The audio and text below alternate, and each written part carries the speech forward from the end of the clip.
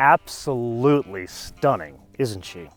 The name of that color is Frozen Dark Brown Metallic. I know in some lights it looks black, but here with the harsh daylight of the sun highest in the sky, you can see some of the brown here where it's all lit up, and then some of the black over there. Now I know what you're thinking. I just took this as an excuse to present to you another G12 7 Series. And yes, this one, as they say in the car business, has eyeball, but that is not the only reason I am presenting to you now a fourth 7 Series. I'm presenting this to you because of what's underneath there. So let's unpack something rather special. So what do we start out with? A 750, which is a V8. We drove that in New York. Then we had the 740e, which is a 4-cylinder with electrification. We drove that here. Then we had the stunning B7, which was quite a surprise. We also had that here. This is the M760i. And yes, that name is somewhat confusing because this is long wheelbase, but in the US you can have any wheelbase you want as long as it's long. In other markets there is an I and an IL. But now let's focus on this. So this is a twin turbo 6.6 liter V12. Now, you're probably thinking, wow, that sounds really familiar, and you would be correct because we've driven this engine before in two other cars, the Rolls-Royce Ghost and the Rolls-Royce Dawn. Here, it puts out 601 horsepower, comes in at a relatively aggressive 5,500 RPM, and then the torque, far more important to us, 590 pound-feet, comes in at a very low 1,500 RPM, stays flat all the way up to 5,000 RPM. Now you are most likely thinking, well, that sounds almost exactly like the B7, and in the case of the torque it is, but there is a difference in the way it develops power. In this one, the 590 comes in at 1,500. In the B7, the 590 comes in at 3,000. Now let's talk about some exotic construction bits. Now in other BMWs we've talked about double Vanos and all like the twin power turbo. So this, yes, does have the variable cam lift, all that kind of stuff. But there's a couple of things that needed to change because think about it. There are 4 extra cylinders over the 750 and the B7, so that would be more weight over the nose. So to mitigate the extra weight of a 12-cylinder, they went and they looked at individual bits of the engine to lower the weight. Like for example, yes, it's an aluminum block. All the other cars we've driven have an aluminum block. But here they went down to the pistons, and the pistons are aluminum. Not the ideal material for pistons, but what they do is the engineers in Munich, they coat them with iron. Very nice touch there. Then there's the oil system. Now, you and I have talked about a side oiler, basically a dry sump system, which we've seen in 911s, and we've talked about a wet sump system, which we've seen basically in everything else. This is kind of its own thing in that it's a 6-chamber pendulum slide oil pump. Now this came to pass in the first 760, but what they've done here is now it's a step further where it can maintain the optimal amount of oil level in the engine. So much so they take something away from me which I kind of miss. Like if you look underneath there, what's missing? I'll give you a second to sort that out. If you said a dipstick, you would be correct. Now, this kind of is an affront to my like wrenching on my old like Supra, Fiero, and RX-7 days, but even in a fancy car like this, I still want the dipstick. Here, there's a gauge that shows you oil level. Then there's cooling. Think about all that power that gets into this thing. You need to keep it cool somehow. So yes, there are 2 intercoolers, but here what's different, they're air-to-water intercoolers. But rather than taxing the water pump, the main water pump on board, there is a separate water pump just for the air-to-water intercoolers. Okay, I think we have covered everything. It is quite a high-feature engine, but let's put that aside and let's focus on some driving dynamics.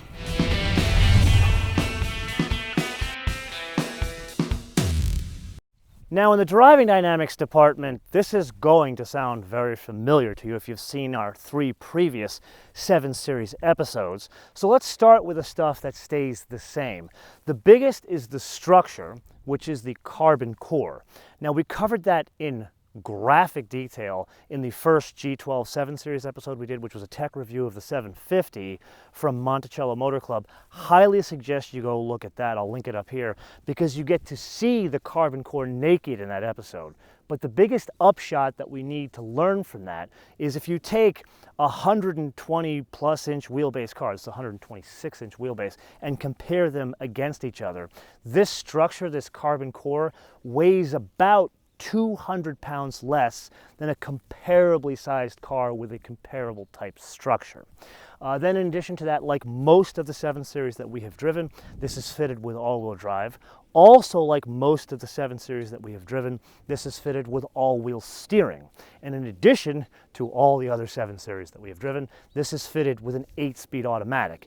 Now that's where we get to some of the changes. Let's take a look at the one that you notice immediately. There's a little salamander going right underneath here. He wanted to come out and see the frozen dark brown metallic car. Even he's excited about it, to the point where I think he was trying to match his skin color. Imagine going to like a valet and saying, yeah, I've got the frozen dark brown metallic BMW. You're gonna be the only one. Anyway, back to the changes. So the wheels, not only do they look cool and not only do they kind of pick up the color of the car, they are bigger. So these are fitted in the front with two 45 40/20s, and then in the back, two 75 35/20s. So bigger wheels, more rubber, more power. Then the transmission does change a little bit in that it's recalibrated for the 12-cylinder engine, and that also changes in that this one's fitted with launch control. Then they also changed the adjustable dampers. So now we looked at this in many different derivations. It's basically adjustable dampers and it's fitted with air ride. This one, it's retuned for the extra weight of the vehicle, but also retuned to kind of read the road. Remember in the Rolls-Royce episodes where we drove the Ghost, that takes input from many different sources. In that case, it takes input from the GIS data in the route level of the maps, and will adjust the transmission based on the road ahead. Here they weren't exactly detail oriented in giving me all of the data points come from to adjust for the suspension, but it's very similar to the Rolls-Royce in that it gives like a road preview and then hunkers the car down, let's say if it was going around this turn very fast. One of the bigger changes into the 760. Last but not least, the exhaust changes. It is a bigger diameter, and like most other BMWs, even that i8 that we drove, it amplifies the sound inside the car through the audio system. At least in this case, it's real. Speaking of the inside of the car, this we really need to see. So two things. Number one, why spend all this time in the front seat when you and I are going to spend a ridiculous amount of time there for the full first drive review, when you can spend time in the back seat, which frankly is the business end of most 7 Series, especially the business end of the top 7 Series. Now, before we press on here, I do have to give you a bit of a disclaimer. It is brutally hot in here, so you may see me sweat profusely. So let's press on now that you know that. This is an exquisite place to be. The first thing you notice is the colors.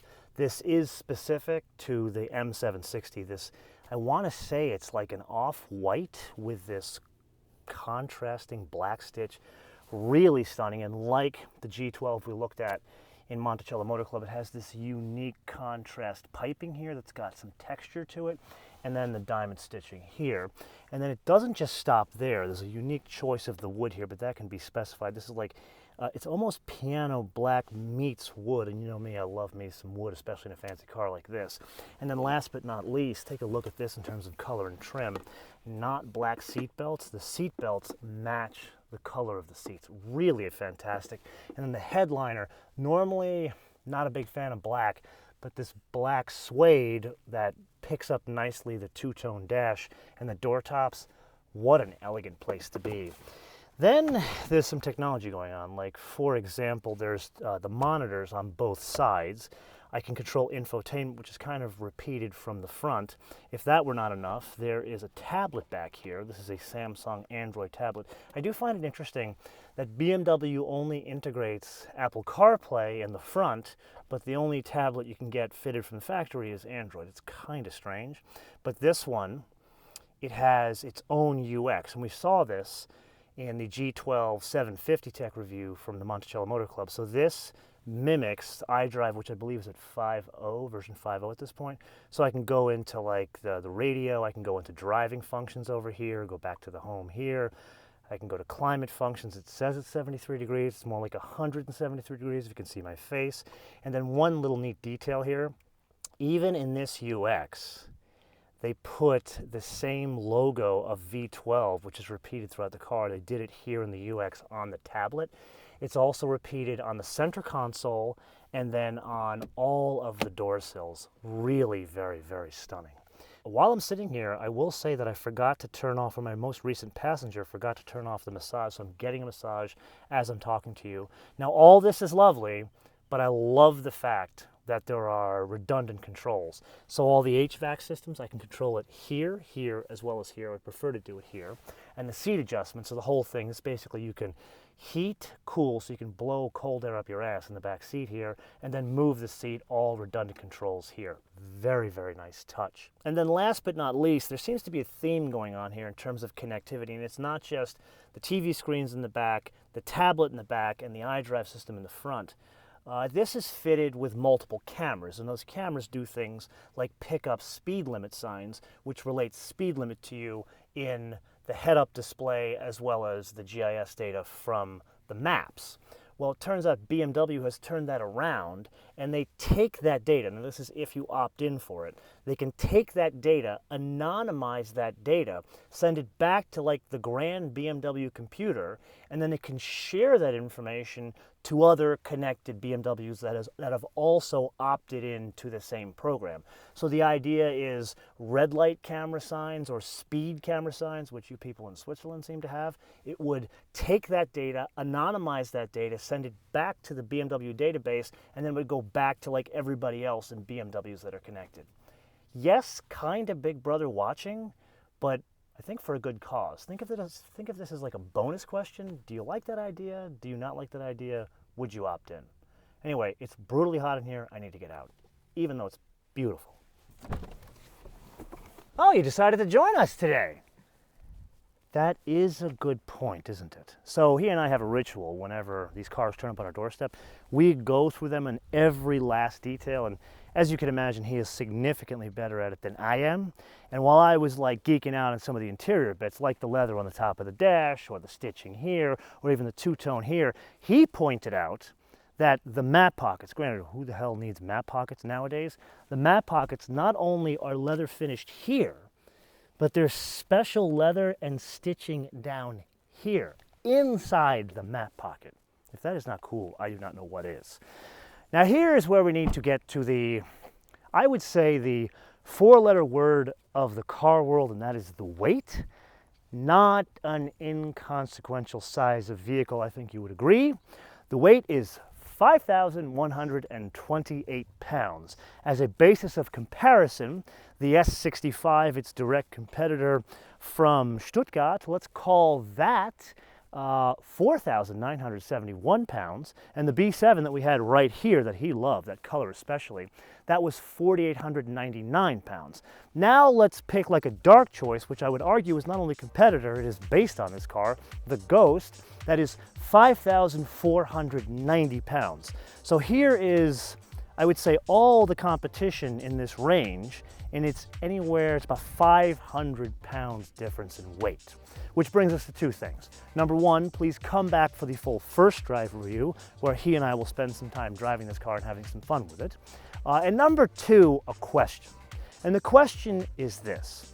Between this, the M760, or the Mercedes S65, has to be the 12-cylinder, or the Rolls-Royce Ghost, one of the choices cannot be the B7. We will get to that in the full first drive review.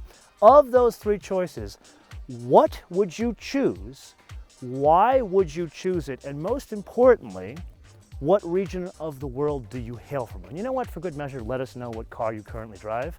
Let us know in the comments below or via our social media, MotoManTV all one word, MotoManTV all one word, Facebook, Twitter, and Instagram. And with that, we want to leave you with two things. Number one, please unsubscribe and then resubscribe, click notifications. This is how much YouTube has screwed up the platform. So much so, they screwed it up more than this road, which is so hot we had to put down burlap for him. And number two, a fun fact. So this car turned up on my doorstep at probably the most opportune time. I am a huge Hollywood Bowl fan, and every year I go and we get like, I want to say anywhere between 5 and 10 different concerts.